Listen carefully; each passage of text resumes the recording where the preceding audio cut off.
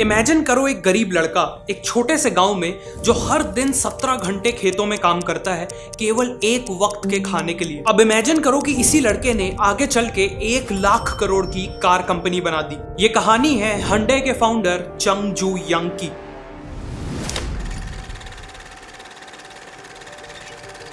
चंग जू यंग का जन्म 1915 में हुआ था कोरिया के एक छोटे से गांव में। उनका सपना था एक स्कूल टीचर बनने का, लेकिन फैमिली की फाइनेंशियल कंडीशन इतनी खराब थी कि वो खुद की एजुकेशन भी पूरी नहीं कर पाए। उन्हें बचपन में दिन रात अपनी फैमिली के साथ खेतों में काम करना पड़ता था, लेकिन इतनी मेहनत के बाद भी ऐसे कई दिन होते थे जब फैमिली के पास एक वक्त का खाना भी नहीं होता था। प्रॉपर कपड़े और मेडिकल केयर तो दूर की बात है। चंग को लकड़ियां बेचने के लिए कई बार पास के शहर जाना होता था। वहां उन्होंने देखा कि लोगों के पास सफिशिएंट खाना है और उन्होंने अच्छे कपड़े पहने हैं, वो भी बिना दिन रात खेतों में काम किए। ये सब देख के वो अपनी गरीबी और अपनी फार्म की लाइफ से फ्रस्ट्रेट होने लगे और अपने लिए भी एक बेटर जिंदगी चाहने लगे। एक दिन उन्होंने एक न्यूज़पेपर आर्टिकल में पढ़ा कि पास के एक शहर में एक बड़ा कंस्ट्रक्शन प्रोजेक्ट लग रहा है और उस प्रोजेक्ट के लिए वर्कर्स की जरूरत है। ये पढ़ते ही वो सोच में पड़ गए और उनकी धड़कनें तेज हो गई। और 1932 में 16 साल की उम्र में चंग ने एक चौंका देने वाला फैसला लिया। वो अपना घर छोड़कर शहर भागने वाले थे। एक रात चंग अपने एक दोस्त के साथ चुपके से शहर की ओर निकल पड़े। करीब 160 किलोमीटर चलने के बाद वो कोवॉन शहर पहुंचे और वहां कंस्ट्रक्शन लेबरर का काम ले लिया। काम काफी मुश्किल था और कमाई काफी कम, लेकिन चुंग काफी खुश थे क्योंकि वो लाइफ में पहली बार इंडिपेंडेंटली कमा पा रहे थे। करीब 2 महीने तक ये सिलसिला चला, जिसके बाद वो पकड़े गए। चुंग के फादर ने उन्हें ढूंढ लिया और उन्हें वापस गांव आकर फार्मिंग में लगना पड़ा। उनके लौटने से फैमिली तो काफी खुश थी, लेकिन चुंग खुश नहीं थे। इन 2 महीनों के काम ने चुंग के अंदर कंस्ट्रक्शन और सिविल इंजीनियरिंग का पैशन जगा दिया था। ऑल्सो वो जानते थे कि खेतों में काम करके वो कभी भी गरीबी से बाहर नहीं निकल पाएंगे और इसीलिए वो 2 बार और भागने की कोशिश करते हैं, लेकिन दोनों ही बार उनके फादर उन्हें कुछ ही दिनों में ढूंढ लेते हैं। फाइनली 1934 में 18 की एज में वो अपना 4th एस्केप अटेम्प्ट करते हैं और इस बार उन्हें कोई नहीं रोकता। वो सोल पहुंचते हैं जो आज के दिन साउथ कोरिया का कैपिटल है। वहां उन्हें जो भी काम मिला उन्होंने वो किया। सबसे पहले एक कंस्ट्रक्शन लेबरर, फिर फैक्ट्री वर्कर और फिर फाइनली उन्हें बोक्योंग राइस स्टोर में एक डिलीवरी बॉय की जॉब मिली। कस्टमर्स और शॉप ओनर्स उनके काम से इतना इंप्रेस थे कि 6 महीने के अंदर ही उन्हें डिलीवरी बॉय से स्टोर के मैनेजमेंट संभालने की जिम्मेदारी मिल गई। इसके बाद चंग ने काफी मेहनत की और अपने बलबूते ही शॉप को ग्रो किया। 1937 में स्टोर के ओनर सीरियसली बीमार पड़ गए और उन्होंने एक सरप्राइजिंग फैसला लिया। चंग की मेहनत को देखते हुए उन्होंने स्टोर को चंग के हवाले कर दिया। 22 साल की उम्र में चंग अब एक एम्प्लॉय से बिजनेस के ओनर बन चुके थे। अगले 2 सालों में चंग ने और मेहनत की, मार्केट में ट्रस्ट और रेपुटेशन बिल्ड की, जिससे बिजनेस तेजी से ग्रो हुआ। एवरीथिंग वाज गोइंग वेल कि तभी एक ट्रेजेडी हो गई। वर्ल्ड वॉर 2 का टाइम था और उस समय कोरिया में जापान का रूल था। जापानीज चाहते थे कि उनकी मिलिट्री को वॉर के समय सफिशिएंट राइस सप्लाई मिलती रहे, जिसके चलते उन्होंने सभी राइस शॉप्स की ओनरशिप ले ली। चंग से भी उनकी राइस शॉप छीन ली गई और सालों की मेहनत से बनाया हुआ बिजनेस एक ही झटके में खत्म हो गया। चंग काफी दुखी थे, लेकिन उन्होंने हार नहीं मानी। अगर मैं दिलो जान से कुछ भी काम करूं तो मैं उसमें सक्सेसफुल हो सकता हूं। इस सोच के साथ वो ऐसा बिजनेस ढूंढने लगे जिसमें जापानीज गवर्नमेंट का इंटरफियरेंस नहीं था। बहुत जल्द उन्होंने कार रिपेयर बिजनेस में जीरो डाउन किया और 1940 में 3000 वॉन का लोन लेके एडो सर्विस गैराज खोला। लेकिन इस बार किस्मत इतनी खराब थी कि खुलने के 1 महीने बाद ही गैराज में आग लग गई और सब कुछ जल के राख हो गया। चंग की सिचुएशन काफी डिफिकल्ट थी।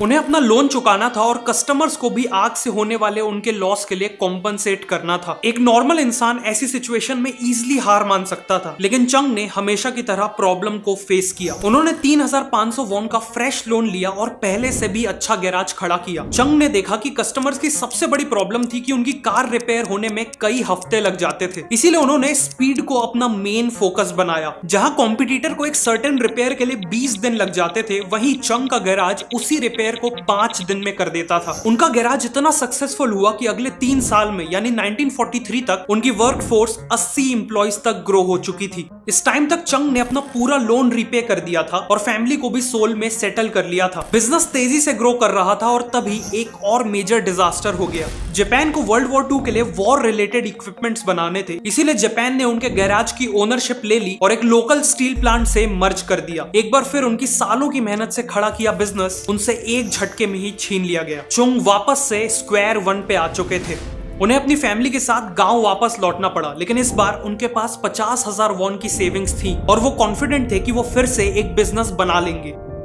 वर्ल्ड वॉर 2 के खत्म होने के साथ साथ कोरिया में जापान का रूल भी खत्म हो गया। कोरिया के नॉर्दर्न एरिया में सोवियत यूनियन का इन्फ्लुएंस था और सदर्न एरिया में अमेरिका का, क्योंकि इन दोनों ने वर्ल्ड वॉर 2 में मिलकर जापान के अगेंस्ट वॉर लड़ी थी। इसी के चलते कोरिया नॉर्थ और साउथ कोरिया में डिवाइड हो गया। 1946 में चंग वापस सोल आ जाते हैं और अपना कार रिपेयर बिजनेस रीस्टार्ट करते हैं। बिजनेस पुराना था पर इस बार नाम नया था, हंडई ऑटो सर्विस। हंडई मतलब मॉडर्न। कार रिपेयर का बिजनेस ठीक ठाक चल रहा था कि तभी चंग ने नोटिस किया कि अमेरिका अपनी मिलिट्री फोर्सेस के लिए बिल्डिंग्स बना रहा है। उन्होंने कंस्ट्रक्शन बिजनेस में एक बड़ी अपॉर्चुनिटी को स्पॉट किया। उनके पास कंस्ट्रक्शन का ज्यादा एक्सपीरियंस नहीं था, लेकिन उनके अंदर कंस्ट्रक्शन का वो पैशन अभी भी जिंदा था जो उन्हें अपने यंग डेज में एक लेबर की तरह काम करके मिला था। और इसीलिए उन्होंने 1947 में 31 की एज में हंडई सिविल वर्क्स कंपनी को एस्टेब्लिश किया और कंस्ट्रक्शन बिजनेस में एंट्री ली। शुरुआत में उन्हें काफी छोटे मोटे काम मिले, लेकिन 1950 आते आते उनकी कंपनी को मेजर कंस्ट्रक्शन प्रोजेक्ट्स मिल रहे थे और अब यही उनका मेजर बिजनेस बन चुका था। सब कुछ ठीक चल रहा था कि तभी कहानी में एक और ट्विस्ट आता है। जून 1950 में नॉर्थ कोरिया साउथ कोरिया पे हमला कर देता है। नॉर्थ कोरियन ट्रूप सोल के काफी करीब आ चुकी थी, जिस कारण चुंग को अपना पूरा काम छोड़कर अपनी सेविंग्स के साथ पुसन शहर भागना पड़ता है। लेकिन इतने बड़े क्राइसिस के बाद भी चुंग हाथ पे हाथ रखकर नहीं बैठे। इस समय यूएस आर्मी साउथ कोरिया के साथ मिलकर नॉर्थ कोरियन आर्मी से लड़ रही थी और उन्हें टेंट्स, वेयर हाउसेस और आर्मी हेडक्वार्टर्स की जरूरत थी। चंग ने ऑब्जर्व किया कि अमेरिकन के पास पैसों की कमी नहीं थी, उन्हें बस रिलायबल और टाइमली डिलीवरी चाहिए थी और चंग ने अमेरिकन को वही दिया। उन्होंने एक छोटी सी टीम से वापस शुरुआत की और कैन डू मोटो अपनाया। मतलब अगर प्राइस सही है तो वो कोई भी कंस्ट्रक्शन प्रोजेक्ट लेने को तैयार थे। वॉर चल रही थी और ऐसे में उन्हें कई प्रॉब्लम्स आई, कई बार लॉसेस भी हुए, लेकिन एक बार जबान देने के बाद उन्होंने कभी भी किसी प्रोजेक्ट को बीच में नहीं छोड़ा। उनकी इसी रिलायबिलिटी के कारण उनकी अमेरिकन से काफी स्ट्रॉन्ग रिलेशनशिप डेवलप हो गई। 1952 में वॉर तो खत्म हो गई, लेकिन चंग को फिर भी अमेरिकन से कॉन्ट्रैक्ट्स मिलते रहे और बाद में साउथ कोरियन गवर्नमेंट ने भी कंट्री को रीबिल्ड करने के लिए ब्रिजेस, डैम्स और रोड्स को तेजी से बिल्ड करना चालू किया। इन सब में हंडई ने मेजर रोल प्ले किया और बिजनेस में एक्सपोनेंशियल ग्रोथ देखी। साउथ कोरिया का सबसे बड़ा डैम सोयंग डैम और उनका सबसे इंपॉर्टेंट एक्सप्रेसवे क्योंगबू एक्सप्रेसवे हंडई ने ही बनाया है। 1960s में चंग अपने अर्ली 50s में पहुंच चुके थे और एक सक्सेसफुल कंस्ट्रक्शन कंपनी के मालिक थे, बट वो इससे सेटिस्फाइड नहीं थे। चंग हजारों किलोमीटर की रोड्स बना चुके थे और अब बारी थी उन रोड्स में चलने वाली कार्स बनाने का।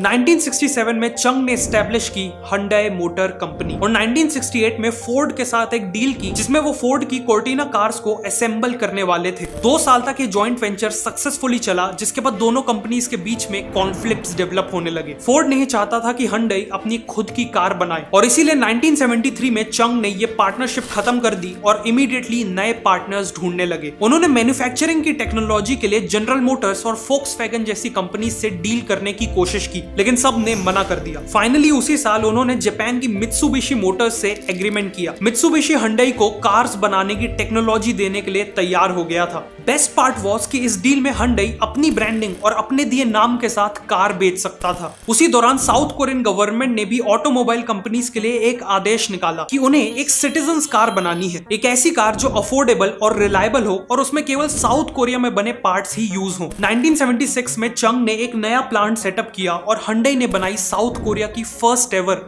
मास प्रोड्यूस्ड कार हंडई पोनी। अपनी अफोर्डेबिलिटी के कारण ये कार साउथ कोरिया में इतनी सक्सेसफुल हुई कि देखते ही देखते हंडई ने 60% मार्केट शेयर कैप्चर कर लिया और वहां की सबसे बड़ी कार कंपनी बन गई। लेकिन एक कैच था, साउथ कोरिया का टोटल कार मार्केट केवल 30,000 कार्स का था, जो प्रॉफिटेबल होने के लिए सफिशिएंट नहीं था। Also Hyundai pony south Korea में जितनी बड़ी सक्सेस थी, ओवरसीज मार्केट में उतनी ही बड़ी फेलियर थी।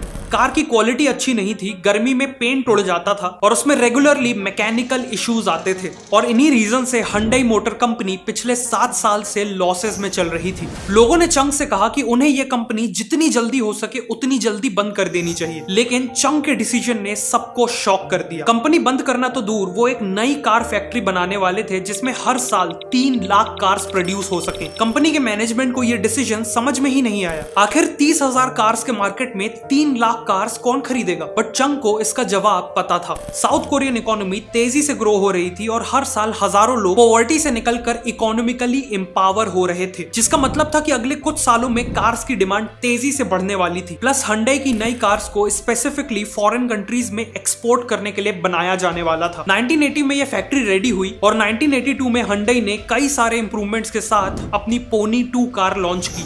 ना केवल ये कार साउथ कोरिया में सुपर हिट रही, बल्कि उसे अफ्रीका, लैटिन अमेरिका और कनाडा जैसी कंट्रीज में भी सक्सेसफुली एक्सपोर्ट किया गया। अगले कुछ सालों में Hyundai 4 लाख कार्स बेच के प्रॉफिटेबल हो चुकी थी। Hyundai अब ग्लोबल लेवल पे एक डिसेंट कार कंपनी की तरह एस्टैब्लिश हो चुकी थी, लेकिन वर्ल्ड का टफेस्ट और बिगेस्ट कार मार्केट यानी यूएसए को क्रैक करना अभी भी बाकी था। इंटरनेशनली एक डिसेंट कार कंपनी से एक मेजर कार कंपनी बनने के लिए यूएसए में सक्सेसफुल होना जरूरी था। Hyundai ने जब यूएस मार्केट को स्टडी किया तो देखा कि जापानीज ने कॉम्पैक्ट कार्स का सेगमेंट कैप्चर कर रखा है और यूएस कंपनीज का मिड और लार्ज साइज मार्केट में ऑलरेडी कट थ्रोट कंपटीशन है। इसीलिए Hyundai ने सब कॉम्पैक्ट मार्केट को टारगेट किया, जहां कंपटीशन वर्चुअली जीरो था।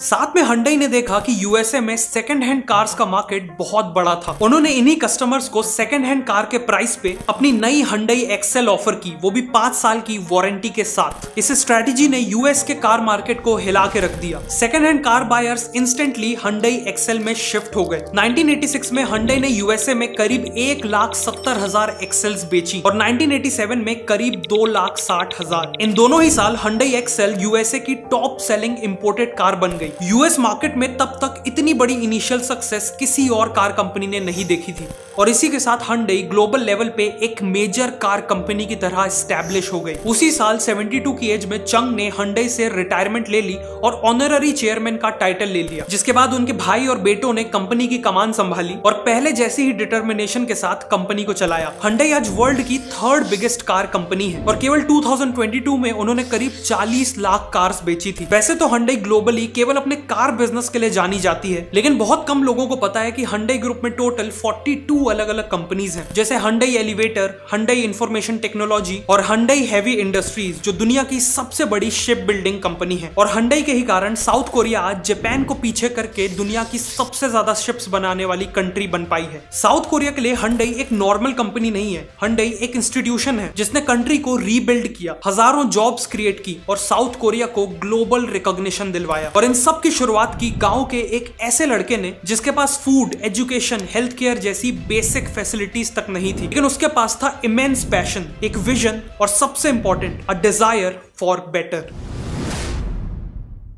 अगर आप जानना चाहते हैं कि कैसे एक गलत स्विच प्रेस करने से पूरा प्लेन क्रैश हो गया तो इस वीडियो पे क्लिक करिए।